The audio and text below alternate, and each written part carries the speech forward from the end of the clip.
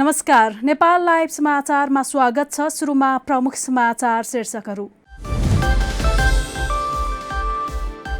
बन्द भएको 15 महिनापछि मलेसिया रोजगारी खुलाउने सहमति। कामदारको स्वास्थ्य परीक्षण गर्न पुरानै 36 मेडिकल। सांसदले मागे स्वास्थ्य मन्त्रीको राजीनामा। डेङ्गुको विषयमा जानकारी गराउन सरकारलाई सभामुखको रुलिङ। युवा उद्यमीको जोड। कर्णालीमा यातायात सञ्चालनदेखि चुरे क्षेत्रमा स्याउ उत्पादनसम्ममा पीपीपी मोडल। उत्कृष्ट उद्यमशील अवधारणाले 1,50,000 पुरस्कार पाउने। नादेजदा कपको उपाधि उज्बेकिस्तानलाई। नेपाल 3-2 गोल अन्तरले पराजित। फिफा वरियतामा पनि नेपालपछि। र अमेरिकी राष्ट्रपति ट्रम्प प्रशासनको आप्रवासी नीतिलाई अदालतको अनुमति। अमेरिका पुग्नु अघिको देशमा पहिला आश्रय दाबी गर्नुपर्ने। नेपाली कामदारको प्रमुख गन्तव्य मुलुकका रूपमा रहँदै आएको मलेसिया रोजगारी खुल्ने भएको छ। नेपाली र मलेसियाली प्राविधिक कमिटीको बैठकले हाल बन्द अवस्थामा रहेको मलेसिया रोजगारी खुलाउने निर्णय गरेको हो। तर स्वास्थ्य परीक्षणका लागि पुरानै 36 वटा स्वास्थ्य संस्थाहरू कायम रहने गरी सहमति भएको श्रम रोजगार तथा सामाजिक सुरक्षा मन्त्रालयका सहसचिव रामप्रसाद घिमिरेले बताए। सहसचिव घिमिरेका अनुसार नेपाल सरकारले छनौट गरी सूचीकृत गरेका नयाँ 122 वटा स्वास्थ्य संस्थामाथि थप अनुगमनका लागि मलेसियाली टोली आउने भएको छ। सो टोलीको अनुगमनपछि विस्तारै ती स्वास्थ्य संस्थालाई पनि थप गर्दै लगिने बताइएको छ। श्रम रोजगार तथा सामाजिक सुरक्षा मन्त्री गोकर्ण विष्टको निर्णय अनुसार 2075 जेठ 2 गते औपचारिक रूपमा मलेसिया रोजगारी बन्द भएको थियो। रोजगारीका लागि मलेसिया जाने कामदारमाथि अत्याधिक आर्थिक भार परेको भन्दै मन्त्री गोकर्ण विष्टले मलेसिया रोजगारी बन्द भएको घोषणा गरेका थिए। जेलमा रहेका गुण्डा नायके समीर मानसिंह बस्नेतसँग मिलेर व्यवसायीलाई धम्क्याउँदै रकम असुलेको आरोपमा 8 जना पक्राउ परेका छन्।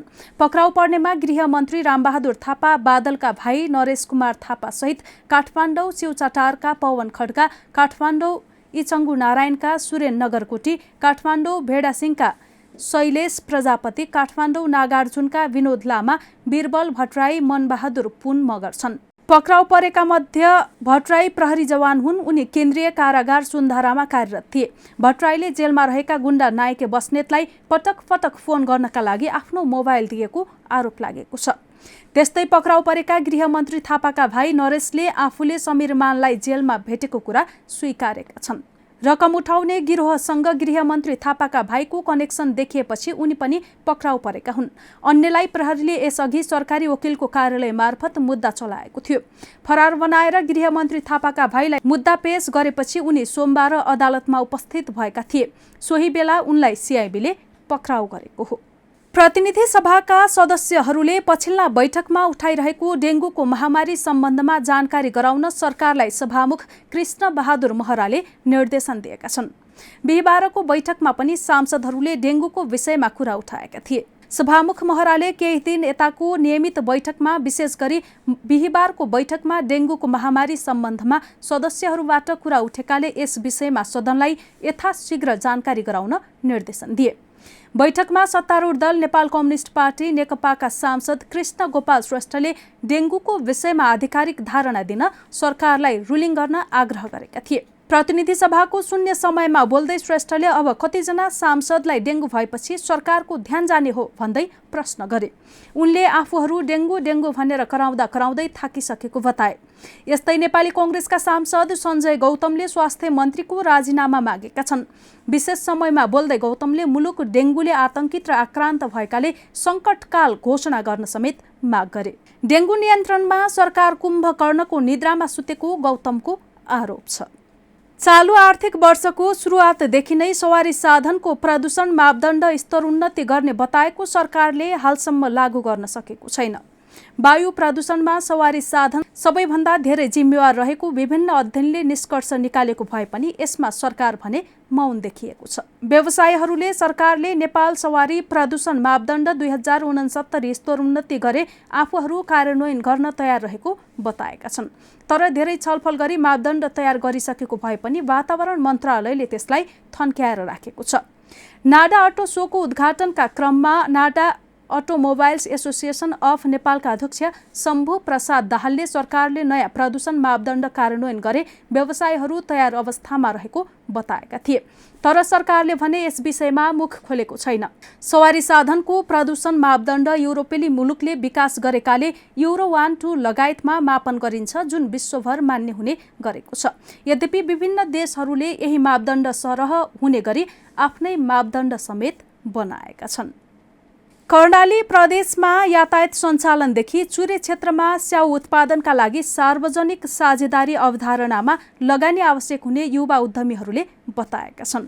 बुधबारदेखि जारी नेपाल पूर्वाधार सम्मेलन 2019 को बिहिबारको पूर्वाधार बजार सत्रमा युवा उद्यमीहरूले विभिन्न 5वटा नवीनतम विधामा आफ्ना नमुना उद्यमशील अवधारणा प्रस्तुत गर्दै पीपीपी मोडलमा लगानी गर्न सकिने बताएका हुन्। कार्यक्रममा कर्णाली प्रदेशलाई प्रतिनिधित्व गर्दै हेमन्त तिवारीले कर्णाली प्रदेशमा यातायात क्षेत्रमा लगानी गर्न आवश्यक भएको बताए। यस्तै दिगो पूर्वाधारका लागि कृषि र इन्जिनियरिङको संयोजन शीर्षकमा किशोर पौडेलले नेपालको तराई तथा चुरे क्षेत्रमा स्याउ उत्पादनको प्रचुर सम्भावना रहेकाले वार्षिक 7 अर्ब स्याउ आयातलाई घटाउन र सस्तोमा स्याउ उपलब्ध गराउन सकिने बताए।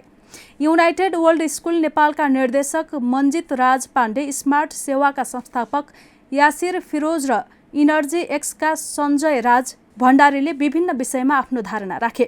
नेपाल उद्योग परिसङ्घले प्रस्तुत भएका अवधारणा मध्ये पहिलो हुनेले 1,50,000, दोस्रोलाई 1 लाख र तेस्रोलाई 50,000 रुपैयाँ पुरस्कार प्रदान गर्नेछ। हामी नेपाल लाइभ समाचारमा छौं। अब खेल समाचार।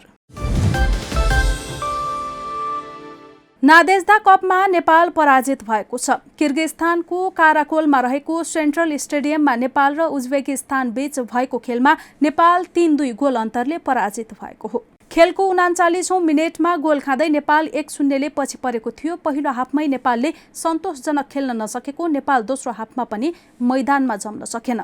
नेपालका तर्फबाट साबित्रा भण्डारीले 2 गोल गरेकी थिइन्। यसअघि समूह चरणको खेलमा ताजिकिस्तान विरुद्ध साबित्रा भण्डारीले खेलको 85औं मिनेटमा गोल गर्दै नेपाललाई फाइनलका लागि योग्य बनाएकी थिइन्। समूह चरणमा उज्बेकिस्तानसँग नै हारेको नेपाल वरियतामा पनि पछि रहेको छ। फिफा वरियतामा नेपाल 101औं र उज्बेकिस्तान 44औं स्थानमा छ। यस्तै एसियाली वरियतामा उज्बेकिस्तान 9औं स्थानमा छ भने नेपाल 21औं स्थानमा छ। नेपाल लाइभ समाचारमा अब अन्तर्राष्ट्रिय समाचार। अमेरिकी राष्ट्रपति डोनाल्ड ट्रम्पले लिएको आप्रवासीलाई दिइने आश्रय कटौती गर्ने योजनालाई अमेरिकाको सर्वोच्च अदालतले अनुमति दिएको छ। अदालतको फैसला अनुसार तेस्रो देश हुँदै आएका आप्रवासीले सबैभन्दा पहिला जुन देश हुँदै आएका हुन् त्यही देशमा आश्रय दाबी गर्नुपर्नेछ। अझै पनि यस विरुद्धमा कानुनी चुनौती कायम रहे पनि प्रारम्भिक फैसलाबाट सरकारले यो प्रक्रिया अगाडि बढाउन सक्नेछ। अमेरिकी राष्ट्रपति डोनाल्ड ट्रम्पले ट्विट गर्दै अमेरिकी सर्वोच्च अदालतको फैसलाको प्रशंसा गरेका छन्। अमेरिकामा आउन चाहने आप्रवासीलाई रोक्न अमेरिकी राष्ट्रपतिले यसअघिदेखि नै कडा कदम चाल्दै आएका छन्। नेपाल लाइभ समाचार सकिएको छ। समाचारको अन्त्यमा प्रमुख समाचारका शीर्षकहरू फेरि एकपटक। बन्द भएको 15 महिनापछि मलेसिया रोजगारी खुलाउने सहमति। कामदारको स्वास्थ्य परीक्षण गर्न पुरानै 36 मेडिकल। सांसदले मागे स्वास्थ्य मन्त्रीको राजीनामा। डेङ्गुको विषयमा जानकारी गराउन सरकारलाई सभामुखको रुलिङ। युवा उद्यमीको जोड। कर्णालीमा यातायात सञ्चालनदेखि चुरे क्षेत्रमा स्याउ उत्पादनसम्ममा पीपीपी मोडल। उत्कृष्ट उद्यमशील अवधारणाले 1,50,000 पुरस्कार पाउने।